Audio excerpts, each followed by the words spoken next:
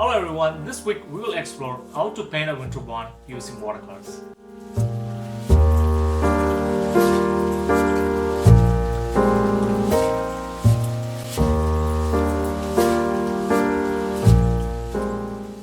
Welcome to my home studio where I share my passion for watercolor paintings.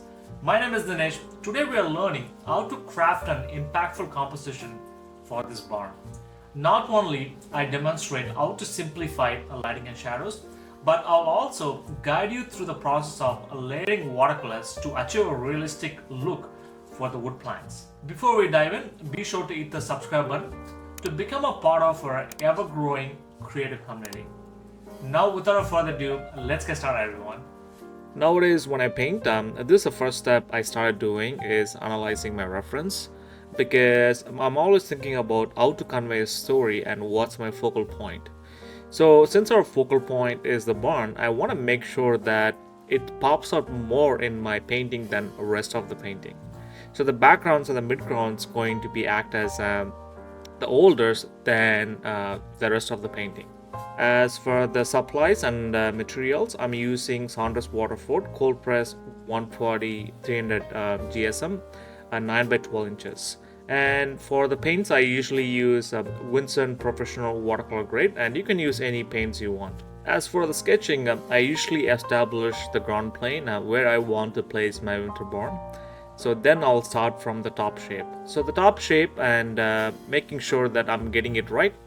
So just by establishing that shape, I can easily compare from that shape to another shape.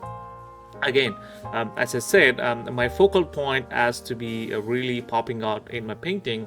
So I zoomed in my composition, I made it bigger. And you can see, whenever I sketch, I usually think about in shapes. What shape is it?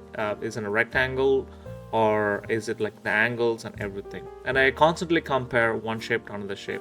And you can also see that I use my pencils to check my angle. So that's another thing we have to do it as well. As the carpenter say, you measure twice and cut once, or measure thrice and cut once. That's really important because we want to make sure we're getting at least a proportion close to it. You don't have to be 100% accurate, and it have to be at least a little bit close to it. And that's what I'm thinking about everything. And I'm also trying to think about the curves and everything which is in my reference as well. And this is how I simplified the shapes in such a way that this will help us to go ahead and do the painting. I'll start with the sky wash. For the sky, I'm using Cerulean Blue. And as you could see, as soon as I come to the top of the barn, I stop it because I want to preserve the white edges there. And I'm just going to use tissue paper and get rid of the paint as soon as it's on the top of the winter barn. And since I have this wet edge in the background, so I'm going to use a little bit of a darker tone. For that, I'm using Cerulean Blue and a little bit of burnt amber in it. And again, you can also see that I also lowered the horizontal line a little bit lower because it's kind of act as a tangent. The horizontal line exactly sitting at the edge of my the barn. So I just lowered a little bit. And this one, what I did is I used a little bit of clean water, and I want to stain the wash so that it doesn't look super white. And I also splattered some colors here and there in the foreground. And this is the first wash, and this is really important in watercolors. We have to establish this first wash as careful we need. And I usually look at the color, what's underneath these colors, and I'll try to put it in.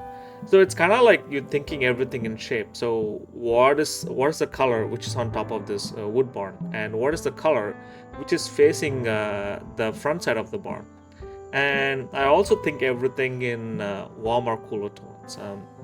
And for the front face of the wood barn, I'm using amber, and at the top I'm using a little bit of cadmium red and a little bit of yellow ochre in it, just to get the consistency.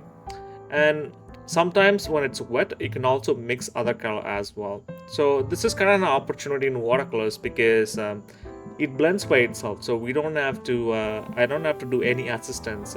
I'll just throw a color and it mixes by itself, and it gives a beautiful variation. And that's the other thing I really like about watercolors. It's that it's paint by itself, but we have to plan our painting, and it also helps me to come up with a lot of stuff. And there is also a tree which is at the back of the winter barn. It's small, but I made a little bit bigger so that it frames our barns. That's the reason I added it. And I'm starting with the top part of the winter barn, and it's kind of a little bit slanted in the reference, so I'm going to try to capture that unique angle, because that gives a really nice design for the barn, so I want to make sure that I capture it. Again, the darker tone, because I know that it's going to be darker, so I can add that. And this is the first wash. Again, I'm thinking about what's the color of my the planks of the wood. So again, it's again a amber. So you can also see that I went a little bit darker. So when I squint my eyes, I know this is going to be a little bit darker. So that's why I made this a little bit darker.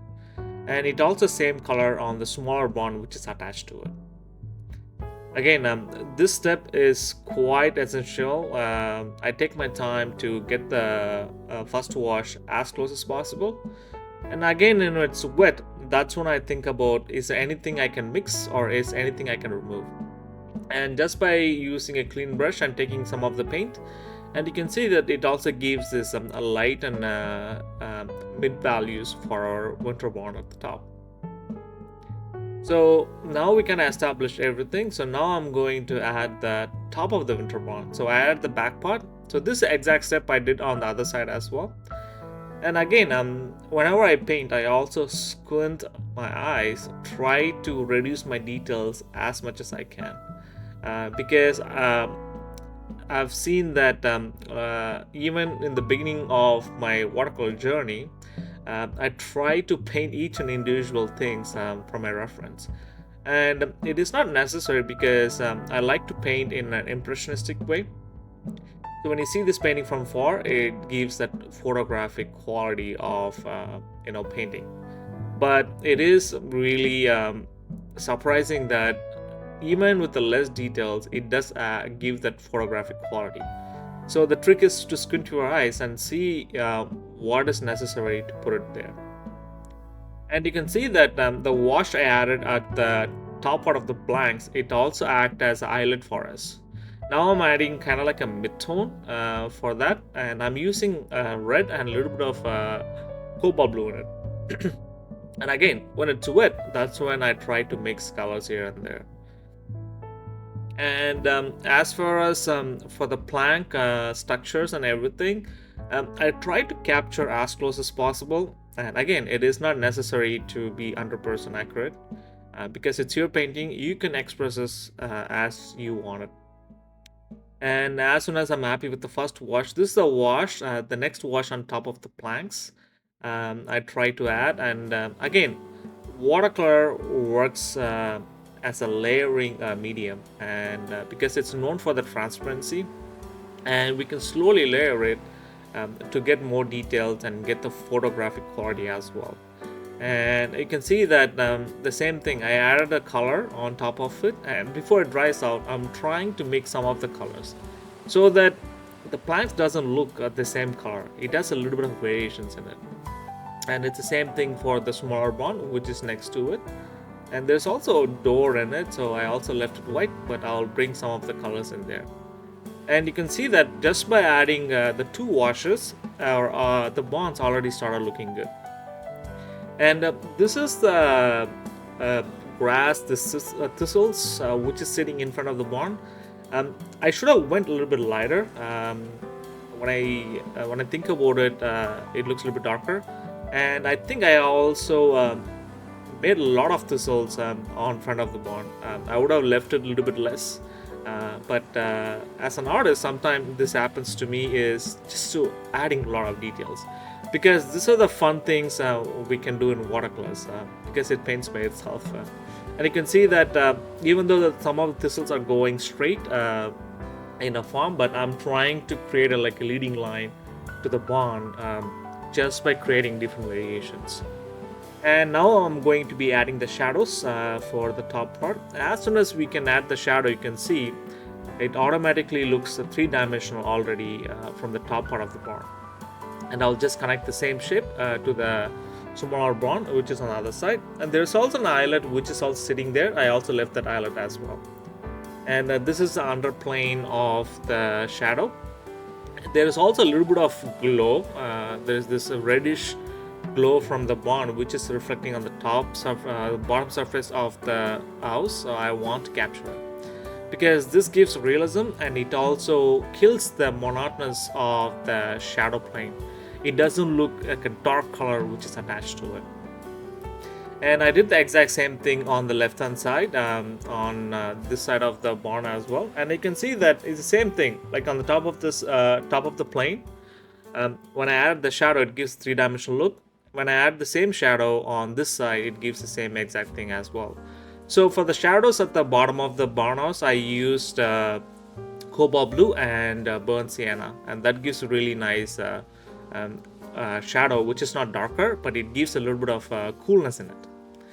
And the same thing I added for the thing. So now this is another shadow which is really important, and the snow shadow.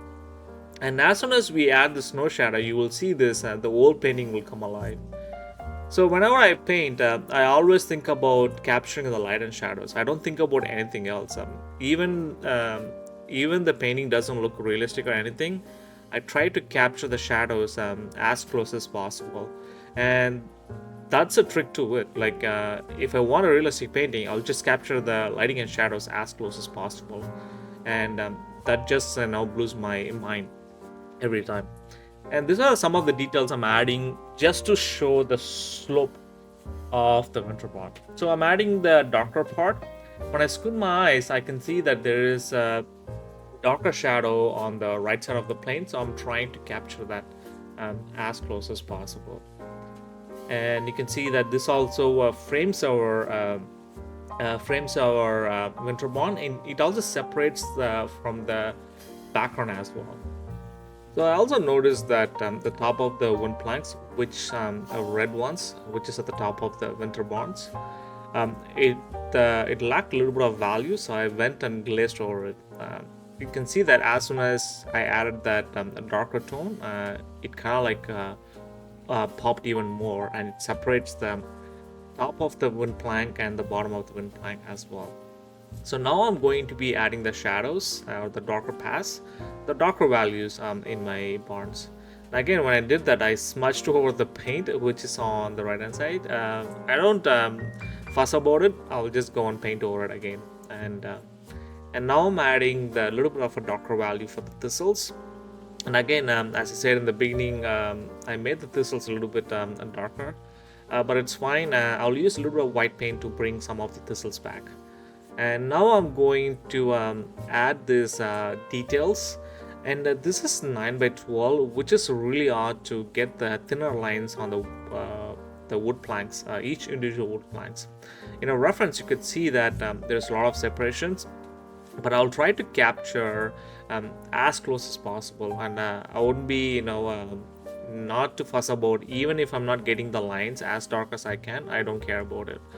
So this lines, what I'm adding is kind of like a mid-tone lines, which separates the planks from one to the another thing. And you can see that I didn't make the planks straight, and in reality, when I put the wood, it doesn't look straight, and there's a little bit of angularity to it, how the planks are stacked together, and that's what I'm trying to capture. And I wasn't even close to the reference. As I said, I painted as it pleases me, and I'm trying to get that pattern what's in there. And the other side of the plank, which is going inside, which is on the darker side of the value, so I'm trying to get those values as well. And the tiles, the roof tiles, which is sitting on the front part of the wood plank, there's a little bit of separations, and I'm trying to add that. And I'm also trying to show the tiles showing through on the wood, on the snow. And again, I'm going over and trying to establish a little bit of the planks a little bit better. I'm trying to see how can I show this planks a little bit better, and that's what I was thinking. And there's also darker value at the bottom of this thistles. It's also casting a little bit of shadow on the bottom part as well. I'm trying to capture. and this another values of darker values which is sitting in the part. And this is the tiles, which also I want to separate the plank which is on the right hand side. And these are like some darker values I add just to bring back from the shadow side. And you can see the reason I added this darker part on the shadow side just to show the slope, because I want to exaggerate the slope, and I also want to show that this is like a really old barn, so that's the reason behind it. And trying to show the window planks on the other side, and I also want to show the separation of the bottom plane of the winter barn.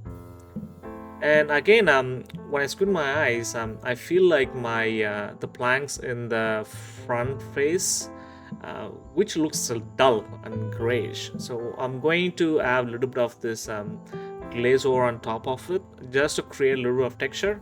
And this also enhances color variations in my painting as well. And this is what I was talking about, using white paint to bring some of the thistles back here and there, just to break the darker part on the other side of the plane. Again, I try to use this to really minimal, I not try to overdo it. And again, in the beginning, as I said, I did overdo the grass which is on the front side of the house. I would have kept it a little bit less, but I kept going it. And when I squint my eyes in the reference, I don't know if you can see it, and there's a little bit of a darker plane at the bottom as well. I'm trying to get that. I'll call this painting done. This is just I'm enhancing the look here and there, checking the values, and I'll glaze over it, and I'll see if any darker values I can add to enhance the look. You can also use my reference, and you can do the exact same painting, or you can also use your own reference. But try to analyze the techniques what I showed you, and make sure to, when you paint, try to capture the essence of the reference, not just copy it. And also study from it, and next time when you do it, and you can apply on other paintings and enhance your painting even further. Thank you once again for watching this painting tutorial. Please feel free to share your thoughts on the video in the comment section below. If you have any other watercolor related topics you would like me to cover, reach out to me at watercolorimpressions@gmail.com or leave a comment down below. Don't forget to give this video a thumbs up, and be sure to hit the subscribe button to become a part of our learning community. By subscribing, you will receive weekly upload notifications and stay updated on our channel, and share with your fellow artists, friends and family. And good luck with your painting, folks.